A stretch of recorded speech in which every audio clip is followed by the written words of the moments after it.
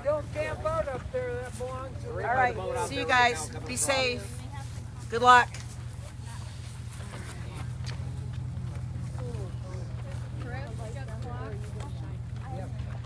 Do I need a clock?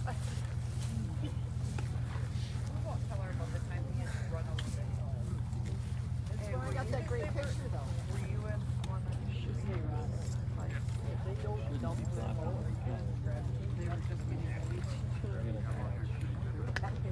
Good morning. We are live from Elkona Dam. We are waiting for our first boat to come in, and as you can hear, we've got Wes Dean and Ryan Halstead about to make their arrival here at Elkona as the sun is coming up.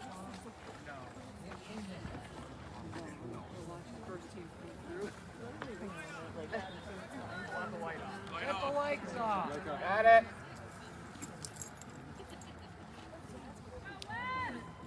Come on, Wes! Come on, Ryan.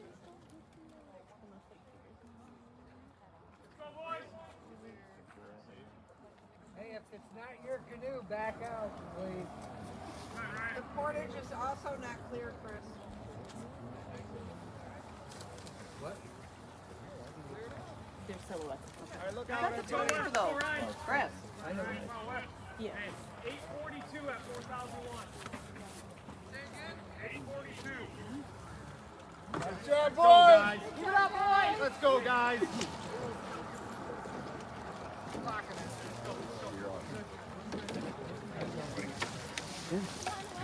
Let's go, Wes. Guys. Let's go, Wes. Good job, Ryan. Let's go, Ryan. Light it up, Ryan. So that is our first boat through here at Elkona. It's Wesley Dean and Ryan Halstead. Their last like 6.5 minutes.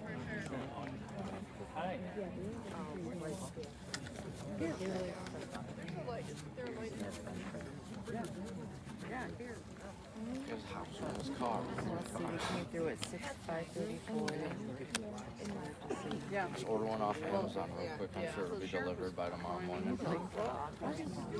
Have it delivered right Well, they're not. I said they would 60 cents. Okay.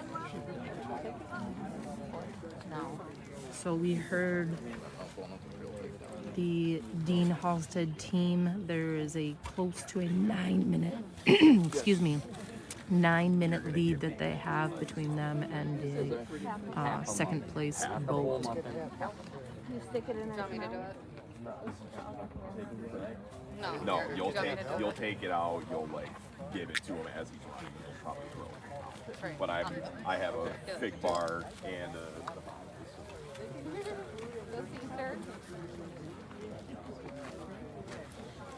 Okay, I thought I saw two guys on the bow. Oh.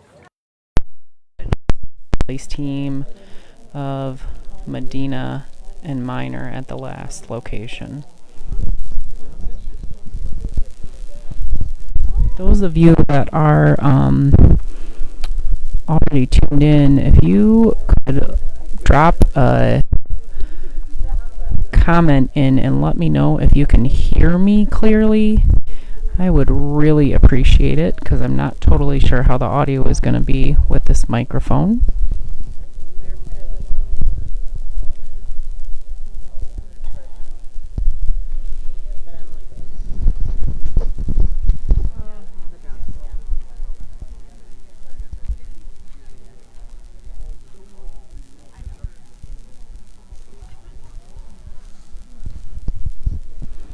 Okay, so I'm getting some feedback here. Yes, you can hear me.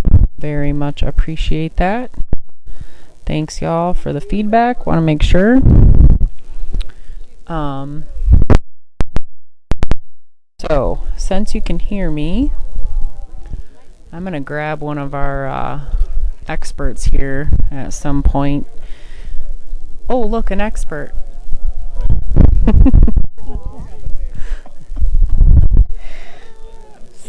So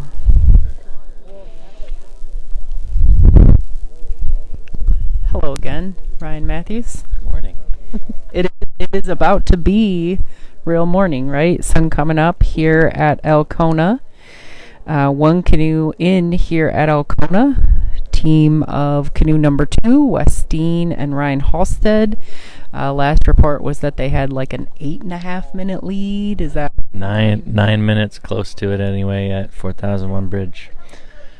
So unless something drastic happens, they're going to be the first ones across the finish line. so? Yeah, 9 minute lead, pretty much insurmountable, right? Without super extenuating circumstances. Did you see where are you at last? Have you been anywhere between Mayo and here? Nope, I came straight from out of here. So you didn't see anybody at McKinley or 4001 either. I was just looking at some results. And Well, now I got to pull it back out.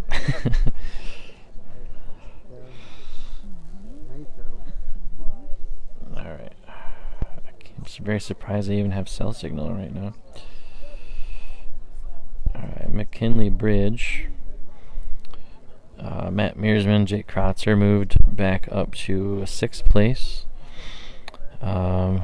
Rich Loth, Noah Vanderveen fell 3 spots to 12th. Team Bleeds has moved up to 9th. Yeah. Bill Taranjo, a long-time paddler, he's currently 10th. The first place mixed team is 11th. That's Edith McCaddy and Ivan English from Saskatoon, Saskatchewan. Let's see, we have right around that top of the 20s.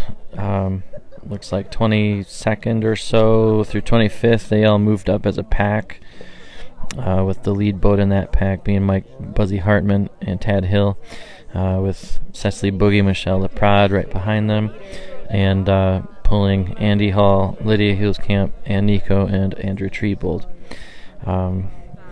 Coincidentally, canoe number 39, Sean Casey and Flash Marsh, and canoe number 7, Drew Campo and Joey Kimsel have both fallen back about 3 spots. And this is at McKinley Bridge, according to the results that are available to me currently.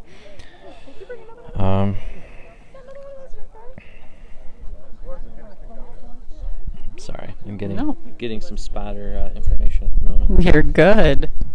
Let's see, top of Alcona Pond was about 9 minutes between first and second, and then about 4 minutes between second and third and fourth, which are riding together. And then between fourth and fifth is about 3.5 minutes. And this was at the top of Alcona Pond, which is just downstream of 4001 Bridge. Team 97, Logan Miner, Daniel Medina still running second.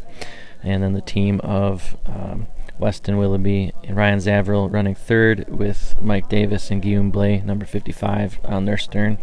And then 5th place, still Matt Gabriel and Travis Mecklenburg. And man, Travis is having a heck of a year. Best finish for Travis previously is 11th, and now he's looking at possible top 5. That's awesome. Yeah. 6th place appears to be Kyle Miner and Dane Trudgeon, and then 7th place Jake Krotzer and Matt Mearsman. Yeah, sounds like we got another boat coming. Do you know time-wise, Ryan, when they so to speak enter Alcona Pond till they land here, like approximately how? Oh, well, I mean, from 4001 Bridge to here is only about 35 minutes or so, or 38 minutes or so. So I don't know, shave a few minutes off of that. Okay. I see some lights coming around the corner. I should say I see a light coming around the corner. Alright. So Danny Medina, Logan Miner, canoe number 97, approaching, we assume, undoubtedly, and I have 8 minutes 16 seconds so far since canoe 2 went through, and I will say I was starting my stopwatch, but 10 minutes probably safely. Yeah, it doesn't look like they've expanded their lead any, but second place hasn't gained much either. So this is usually really good water for Danny Medina. So we'll see if maybe he can reel him in a little bit. Alcona to Loud, probably the most important stretch on the river if you want a top performance. 2016, or excuse me, 2017. Christophe Prue and Sam Frijon made up 7.5 minutes beginning here to end up winning the marathon. 7 minutes. 7.5 minutes, something like that. Yeah. They began their crawl to the front right out here. So. Wow, that's impressive. So it can be done. It can be done. It's uncommon, but it can be done.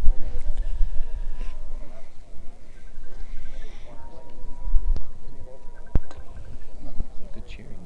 Yeah, very good. Well, so we have to remember Alcona, and folks may not know, but Alcona is primarily closed to spectators. Feeders are allowed in, but closed to spectators. And there's definitely a smaller crowd up here, and I think the majority of those people are probably down on the other side of the river, and that's the big cheers that we're hearing from downriver. I got some construction going on here at the dam, so numbers are limited a bit more this year. Looks like they're reinforcing the embankment wall. So, big thanks to our dam cleanup crew. I was just gonna note first, Coast Customs is the sponsor for that. I hope I got that right. But so keeping the river and the area clean, a top priority. You can see feeder teams cleaning up after, and then behind them, so feeder teams will come through and pick up all that equipment and jugs and then big thanks, as Ryan noted, to the folks that are coming through behind them. We're still riding together. Yep. So two canoes approaching the portage here. We're gonna move this way just a smidgen. That's a good photo.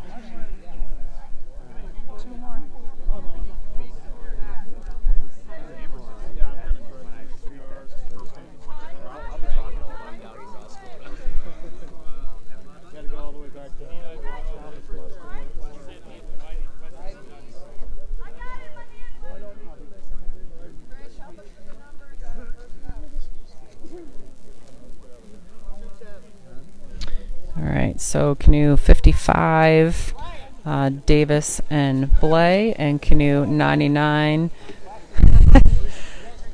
99 Zavarel and Willoughby. Here to hold my butt coming up the hill there. Yeah, they were screaming for some ibuprofen as they came up to the portage. Was that Weston? Yeah, took a big dive. Okay, I couldn't see it. Yeah, it honestly just looked like he slipped, but he got moving really.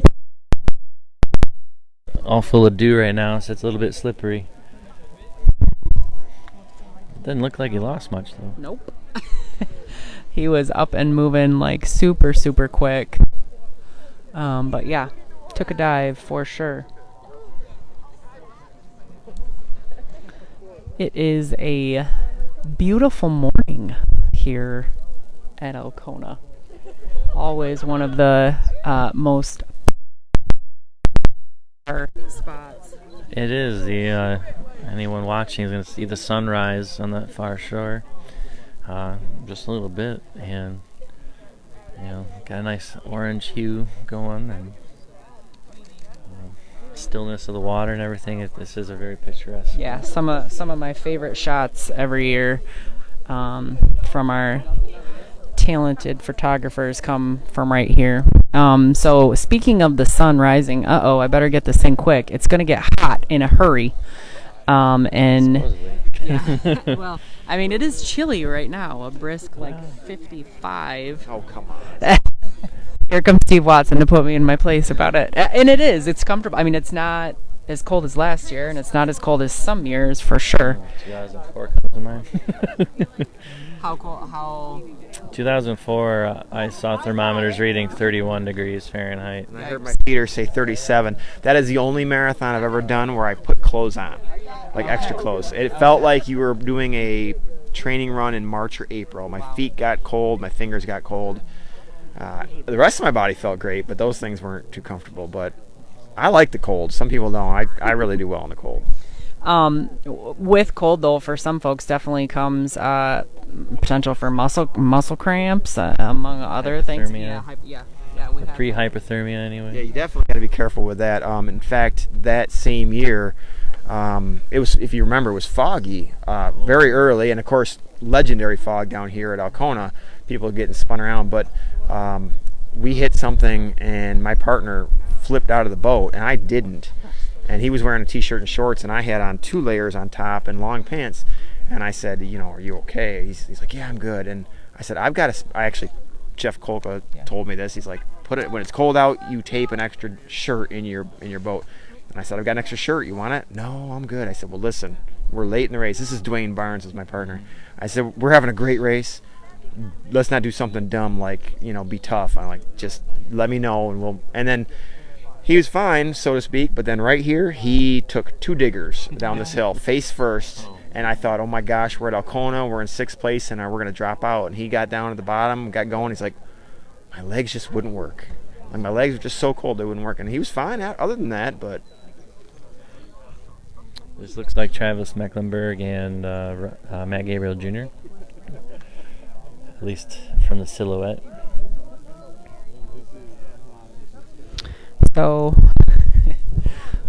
when you watch as much canoeing as Ryan does, you can pick people out by the silhouette of their stroke.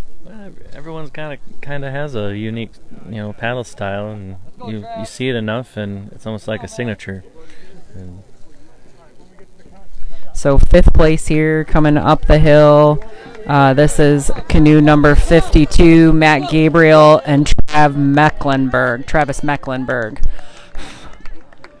Ryan was noting a really impressive showing from Travis. Prior best finish, you said, was 11th? Mm-hmm. Yeah, and they're running 5th now. Twice, 11th place twice, and cracking into the top 5.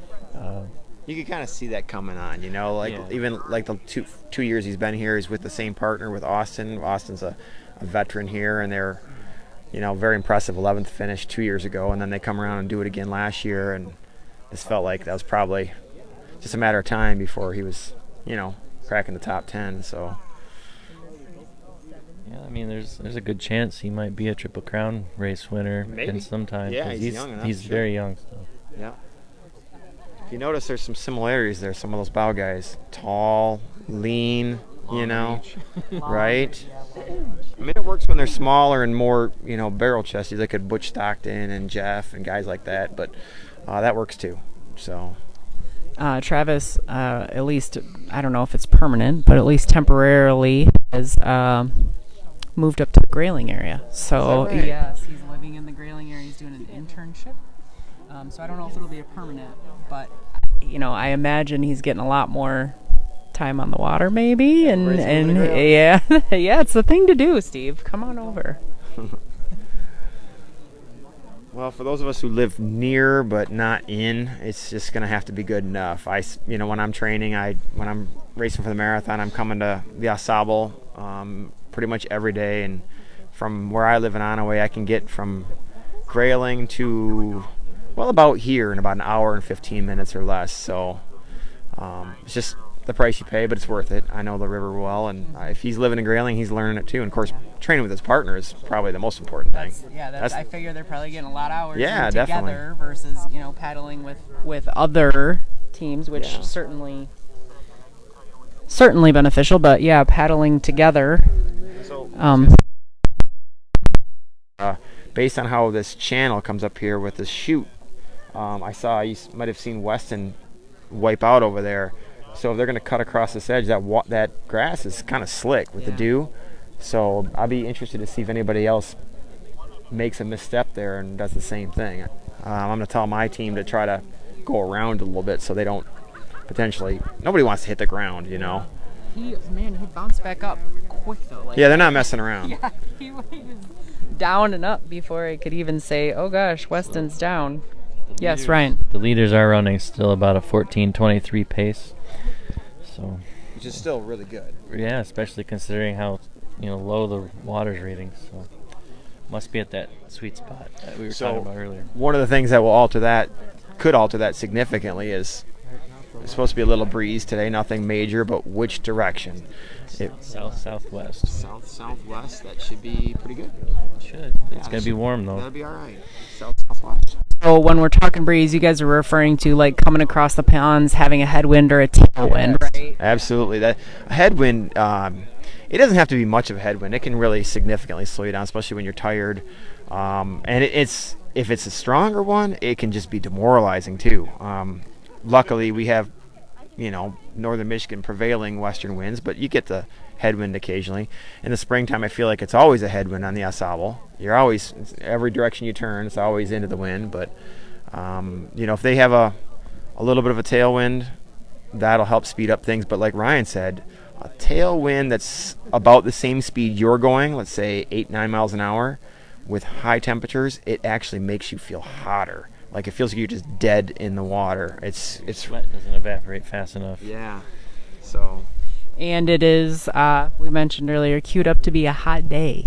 So that could be a impacting factor maybe for some folks. I think we saw 87. Ryan's probably going to check here.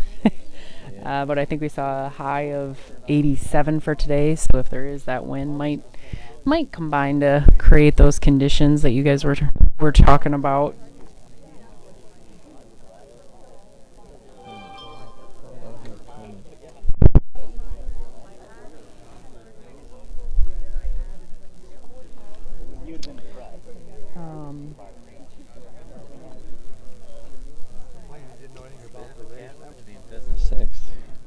Yeah.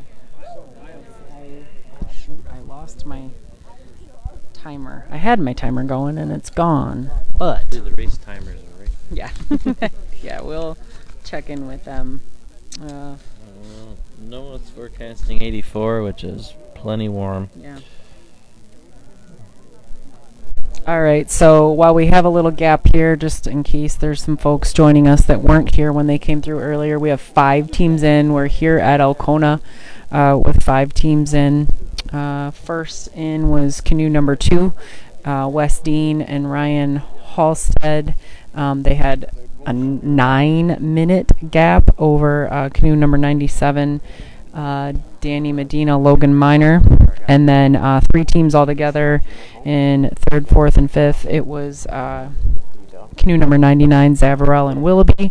Canoe number 55, Blay and Davis. And then canoe number 5, Mecklenburg and Gabriel. So this will be the 6th team. We can actually see them here coming in. So this will be the 6th position. Come on, Dane. This is 17 years old. Dane Trudgeon and Kyle Miner.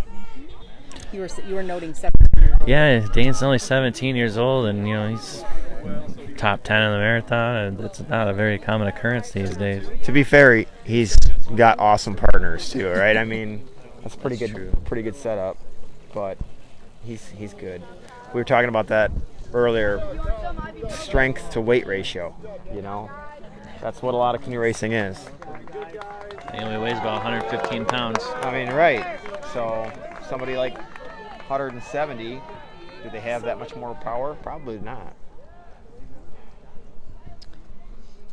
I think Dane also maybe at a bit of an advantage coming from the family that he comes from. I mean, not an advantage, but certainly set up for, yes. Part of one of those racing families we were talking about at Mayo. He comes from the Trudgeon racing family, which, Tom Trudgeon, Mandy Trudgeon, Phil Trudgeon, Ray Trudgeon, Kerry Trudgeon, Montgomery. I mean, they're all very prominent and really good paddlers. All right, so 7th team approaching here at Elkona.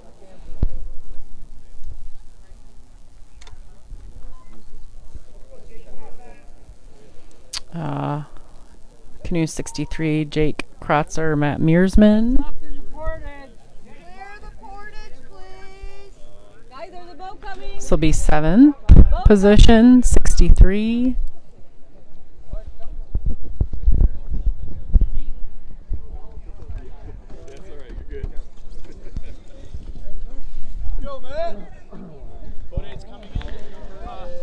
Matt, of course, the current record holder.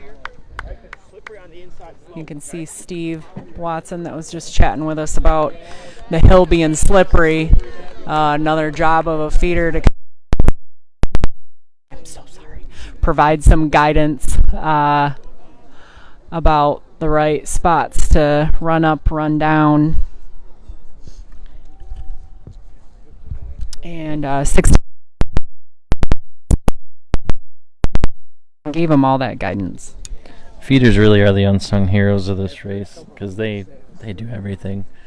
You know, feeders are the pit crew, they're the safety crew for the team, kind of like what Steve was just doing. You know, this is the better spot, the portage. You know, you try and as a feeder you try and scout ahead a little bit so you can inform your team of what's coming ahead that they might not be expecting. All right, so 7 teams in, waiting on the 8th. I'm going to do a quick time check here.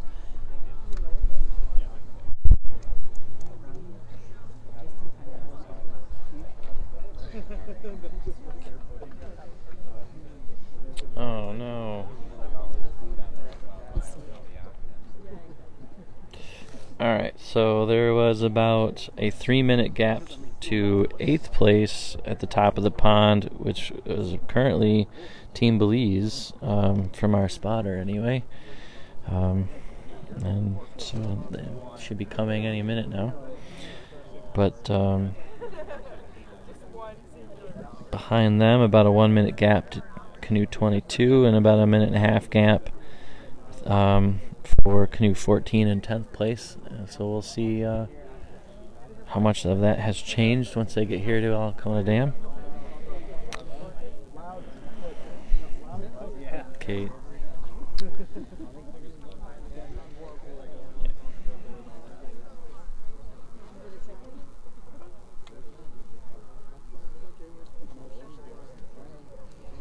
All right, so of course, information we are providing unofficial.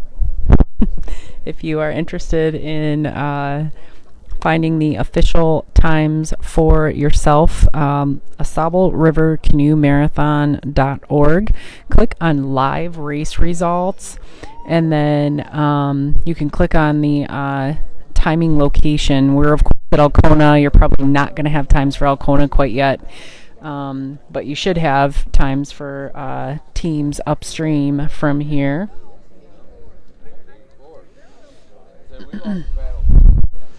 We're going to back this up just a little bit. Okay. Oops.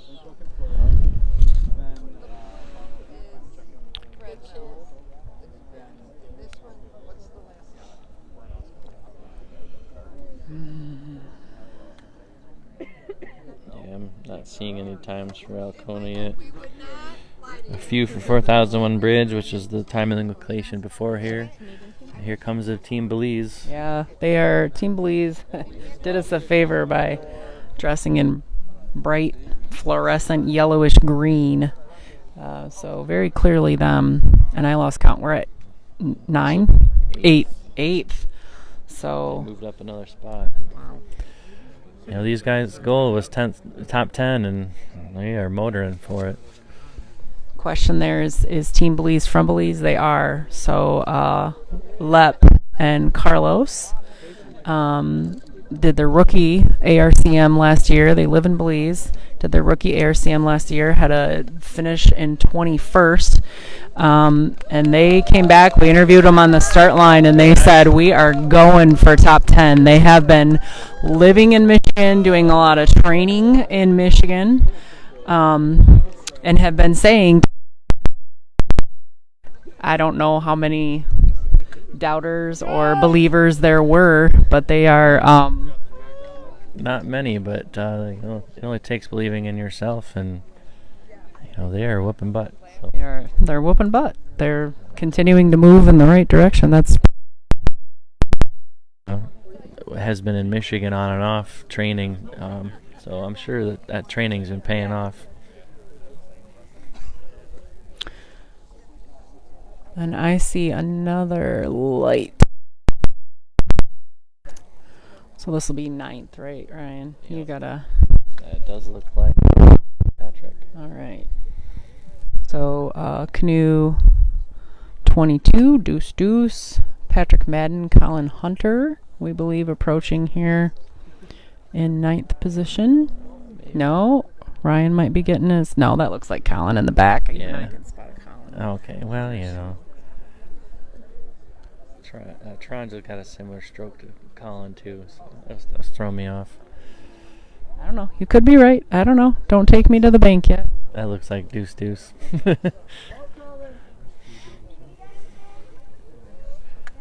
Yep. Colin Hunter, Patrick Madden. Colin from Grayling, Patrick from Scotia, New York. Both these guys are veterans of this race. Colin's going for a steel paddler this year. Let's move, boys. Let's go.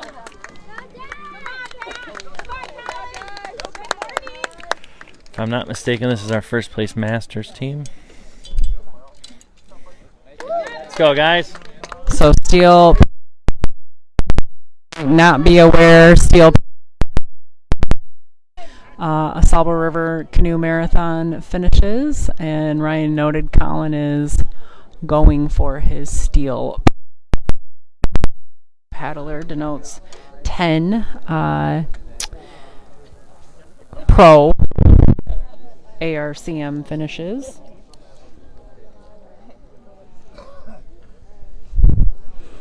Ryan's checking stats here for us. Oh, Patrick's best finish is 9th, and they're currently 9th, so he could be matching his personal best, but there's plenty of river left, and he might be able to pick up a spot or two.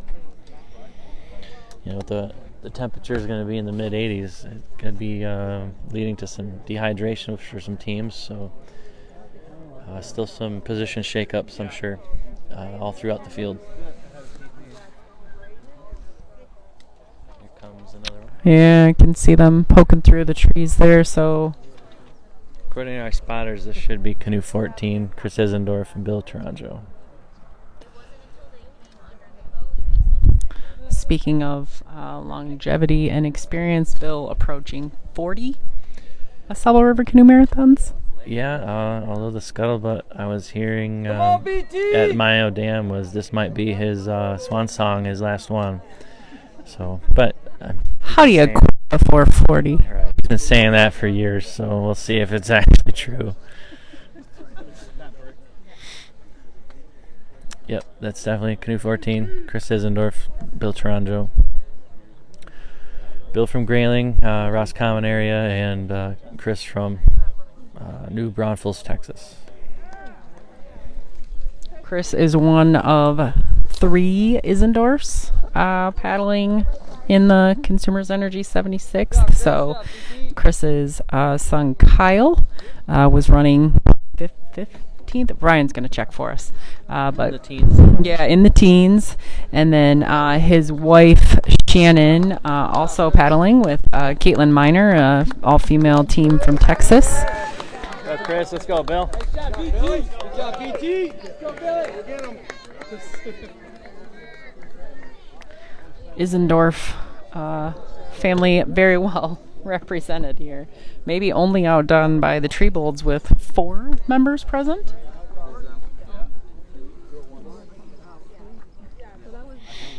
Yeah, 15th, Kyle Isendorf. Very impressive. I'm sorry. 6 a.m. What did I tell you about? What did I tell you about Young? I know. Terrible. Yeah. We got 2 boats coming in. Alright, so we are probably gonna stay live with you here through these couple of. We are going to be packing up to get down to 5 channels where we will be camping out for a little longer period of time. So you can catch us downstream at 5 Channels, and then probably cook and then the finish, but to be determined.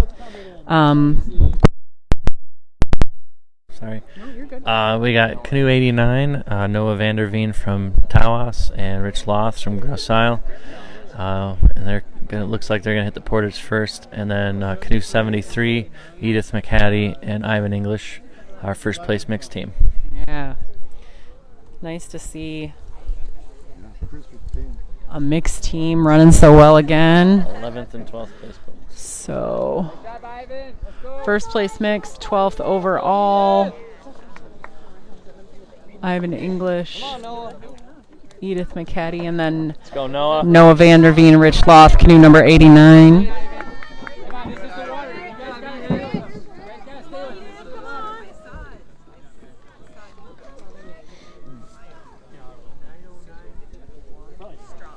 That's 12 through. Saw a question in there about who's in first. So first place, we have first. Ryan Halstead had like a 9-minute lead over second. Annie Medina, Logan Minor. And then that second place team had, remind me, right, how many minutes do you remember between them and that little like pack? 3 minutes. Okay. So about 3 minutes between the third, fourth, and fifth. That was Davison Blay, Willoughby and Zavarel, and Gabriel and Mecklenburg just a little bit behind. All right, so we, as I mentioned, are going to head downriver. We're going to see at 5 Channels for a little longer time, and then probably quick stop at Cook, and then we'll be at the finish for all the teams. So you're going to have an opportunity if you're back of the pack. Or further back in the pack, I should say, you're going to have an opportunity to see them finish no matter where they are. This is Alcona. I saw the question in the comment there. Yes, we are at Alcona. That should be on the caption, but we are packing up at Alcona. We'll see you at 5 Channels. Live stream sponsors are live of Grayling, and thank you to our transportation sponsor, Matt LaFontaine Automotive Group of Grayling, for hooking us up with wheels to get us down the river. We'll see you again shortly.